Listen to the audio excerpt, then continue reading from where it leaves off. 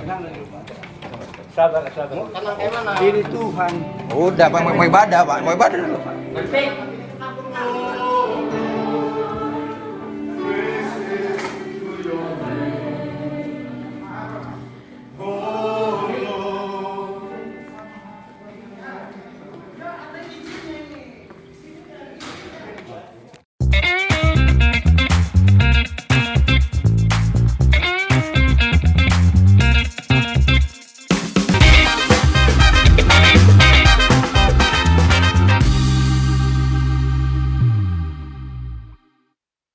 Ada berita bagus hari ini.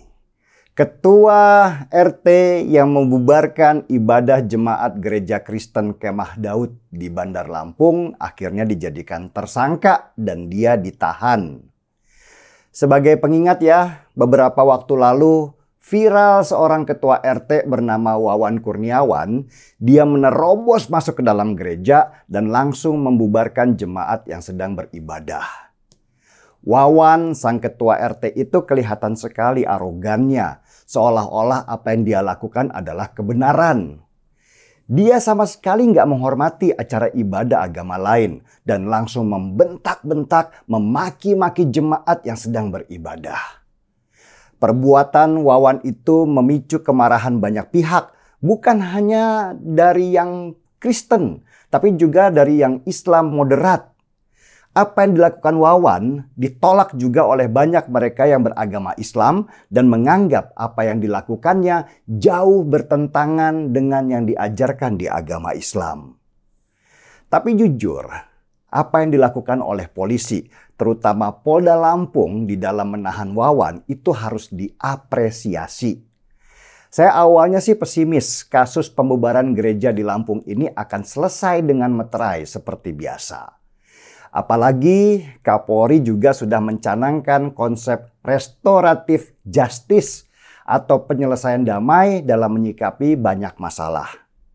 Konsep restoratif justice-nya Kapolri ini sebenarnya bagus banget.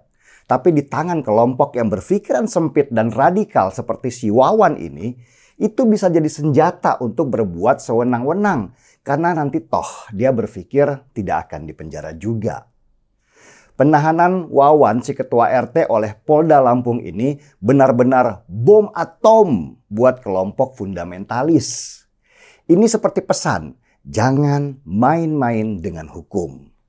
Dan si Wawan dikenai pasal berlapis yang langsung memasukkannya ke penjara karena sudah berbuat onar dan menciptakan permusuhan antar agama.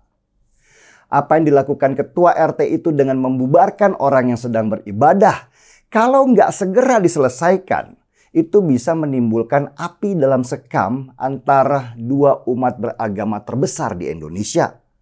Dan polisi sudah benar memadamkan api sebelum dia membakar negeri ini nanti. Saya juga heran, dari mana sih pemikiran sempit bahwa umat lain itu nggak boleh beribadah? Pertama, negara sudah menjamin kebebasan warganya untuk beribadah dan menjalankan agamanya masing-masing tanpa tekanan. Kedua, bahkan di dalam Islam sendiri ada pelajaran menarik bagaimana Nabi Muhammad sendiri pernah menyediakan tempat ibadah buat orang Kristen di dalam masjid. Karena di dalam perjalanan orang Kristen itu tidak punya tempat untuk menjalankan kebaktian. Dan riwayat ini disampaikan oleh Profesor Quraish Shihab, seorang ulama besar di Indonesia. Profesor Quraish Shihab menyatakan bahkan Rasul sendiri menulis sebuah perjanjian untuk melindungi umat agama lain.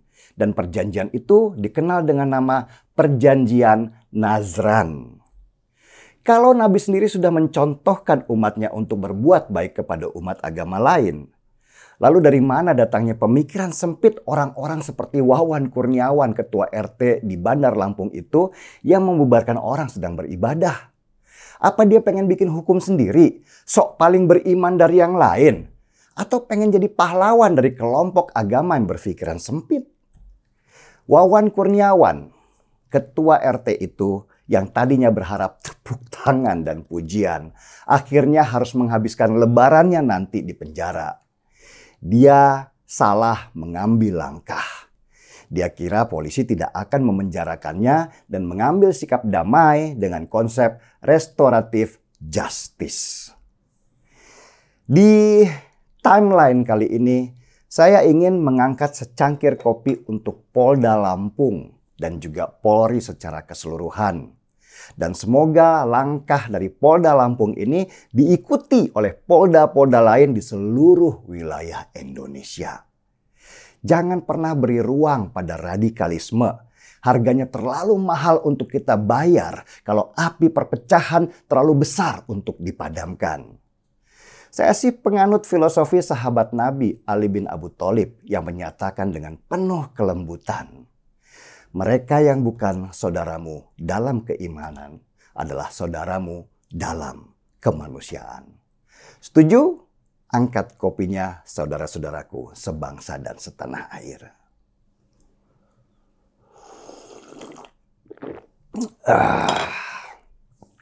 Markibong, mari kita bongkar semua.